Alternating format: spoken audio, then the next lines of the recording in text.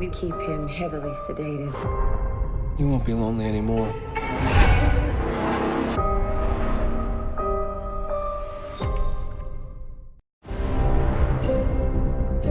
M. Night Shyamalan has spent the good part of the last decade falling from grace, and in the past couple years, getting back up. With the conclusion of a trilogy we never knew we wanted, it seemed as if he finally redeemed himself of bad movies past. It wasn't going to be easy. He had to combine the mystery of Unbreakable with the thrills of Split. The tone of this movie doesn't always work, and the stakes feel very low. However, it does have a lot of entertaining moments and some pretty interesting lore. Oh, I know you. You're that crazy guy in the news, right? JLK. Wonder how long it took for you to come up with that name. Oh, that's right, you're comatose. Or, at the very least, near comatose. It's funny. They tried to convince me I was nothing special either. That, well... I suppose I should mention that a while back, I thought I was possessed by some demon thing. Thought it gave me superpowers. When I tried to control it, it ended up controlling me. But now they got me convinced that it was just one big hallucination. But I don't suppose you believe that, do you? Of course not. Let me tell you something. If you are half as crazy as I'm led to believe, I'm probably going to be the one to take you down. You're not even listening.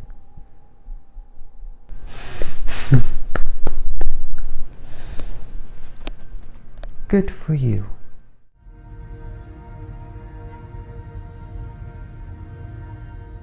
I cannot deny the talent that is in this movie. Bruce Willis, James McAvoy, Samuel Jackson all give it 100%. But where I gotta give the most praise is to Bruce Willis. He's not making another generic action movie, he's playing a character, an actual character. Hollywood, this is the Bruce Willis we want. Make more movies with this Bruce Willis. I already talked about how much I love James McAvoy in this movie, and, well, his performance is more or less the same here, but that's a good thing. Samuel Jackson is both cool and intimidating as Mr. Glass. Like any good classic comic book genius villain, he knows more than he lets on. He always has a plan and always has something going on behind the scenes. What was interesting was that they introduced this concept that these guys may not be super-powered beings, but just ordinary people under some delusion of grandeur. And throughout the movie, they give plenty of reason to go, maybe they are they're just crazy people. While it may seem dubious at first, as the movie goes on and it sort of explains the psychology behind it, it makes for a cool concept that the film gives plenty of time to develop. Now this is more of an unpopular opinion, but I'm kinda glad they subverted our expectations with this. I'm not going to give too much away, but you figure there will be some grand epic battle. But the truth is, it's not exactly what you would call a spectacle. It's pretty small, condensed, and by the end of the movie you may feel like, was that it? But I think that's part of what M. Night Shyamalan wanted. He took the idea of what if heroes and villains really existed in our world, grounded down to its most basic form, and then laid it underneath our grim reality. If anything, I think he says a lot of truth here. Not every great superhero story gets to have some big flashy finale. And if people with superpowers really did exist in our world, would we be so kind to praise them, or would we want to cure them? You know, this may sound weird, but sounds like M. Night Shyamalan would be good for an X-Men movie.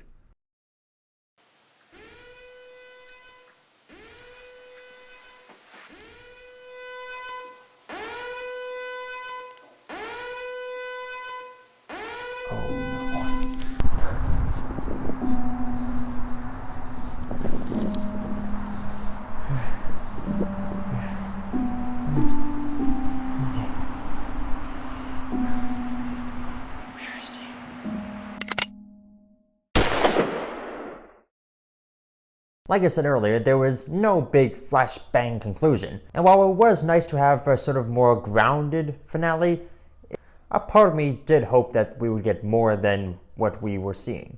I wanted that big battle, that showdown between the hero and the villains. I wanted M. Night Shyamalan to close out his trilogy in the best way possible. But unfortunately, we never really get far from the psychiatric ward, and that made for a rather weak conclusion.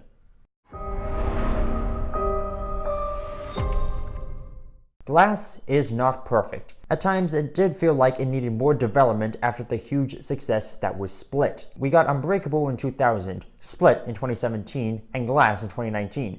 Looking at the 17-year gap between Unbreakable and Split, the very short 2-year gap between Glass and Split feels kind of rushed. The ending to David Dunn's story may be disappointing to fans who have been waiting for this for almost 20 years, but like I said, maybe that's the point Shyamalan's trying to get across. Not every hero gets to go out in a blaze of glory, and not every villain's scheme is some extravagant plan. I think at worst, it was a decent ending. I think I'll get a better understanding once I watch all 3 movies back to back to back. But I guess what I'm trying to do is put myself in Shyamalan's shoes. What would I want my story to be? In the midst of all the CGI-fueled superhero movies, what would my superhero story be? For those reasons, I will say that Glass is worth seeing in theaters.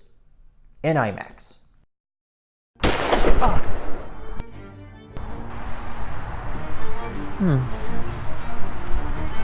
You know, you should be dead. But you're not. That says something.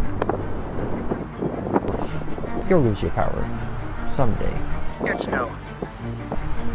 When that day comes, I'll know about it.